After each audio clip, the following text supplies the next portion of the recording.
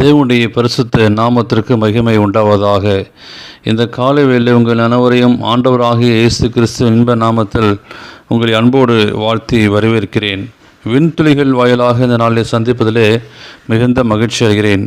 இந்த நாளின் செய்தியின் தலைப்பானது அபிஷேகம்.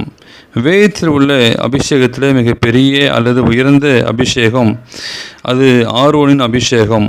காரணம், ஆரோனின் அபிஷேகம்தான் பிரதான ஆசாரிய அபிஷேகம்.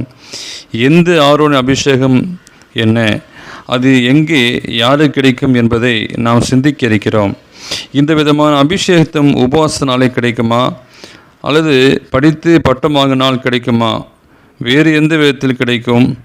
அபிஷேகம் என்பது வல்லமைக்காகவும் ஆசீர்வாதத்துக்காகவும் பரிசுத்தத்திற்காகவும் கொடுக்கப்படுகின்றது. இந்த உயர்ந்த அபிஷேகம் பெற என்ன செய்ய வேண்டும்?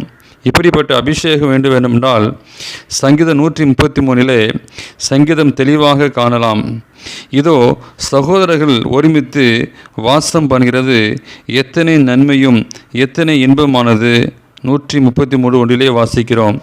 இங்கே சகோதரர்கள் என்பது நாம் அனைவரையும் குறிக்கிறது. ஒருமித்து வாசம் பண்ணுவது என்ன என்றால், தேவ பிள்ளைகள் எங்கெல்லாம் ஒருமித்து கூடுகிறார்களோ அங்கே ஒருவரோடு ஒருவர் சம்பாஷித்து கொண்டிருப்பார்கள். சபை கூடி வரும்போது தேவ ரகசியங்களை சம்பாஷிப்பதும் தேவ ரட்சிப்பை குறித்தும் கர்த்தர் செய்த நன்மைகளை சாட்சியாக சொல்வதுமாகும். அங்கே கூடி பேசுவதும் அன்றி ஜபத்திலும் அற்பம் பெக்குதலும் உறுதியாய் தரித்திருப்பதாகும். இந்த அனுபவம்தான் பெந்தகோஸ்து அனுபவமாகும். அங்கே எத்தனை நன்மையும் எத்தனை இன்பமானது. இதற்காக தான் பவுலார் சபை கூடுவதை விட்டுவிடாதிருங்கள் என்று கூறியிருக்கின்றார். ஆரோனுக்கு கிடைத்த அபிஷேகத்திற்கு ஒப்பான ஒரு அபிஷேகம் சபை ஒருமித்து கூடும்போது கிடைக்கின்றது.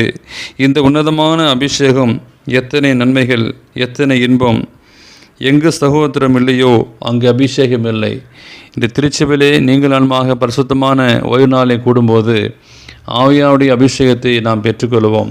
இந்த நாளின் செய்தியை கேட்ட உங்களையும் இந்த நாளை திருமண நாளையும் பிறந்த நாளையும் காண்கிற பிள்ளைகளை தேவன் தாமே ஆசீர்வதிப்பாராக. ஆமென்.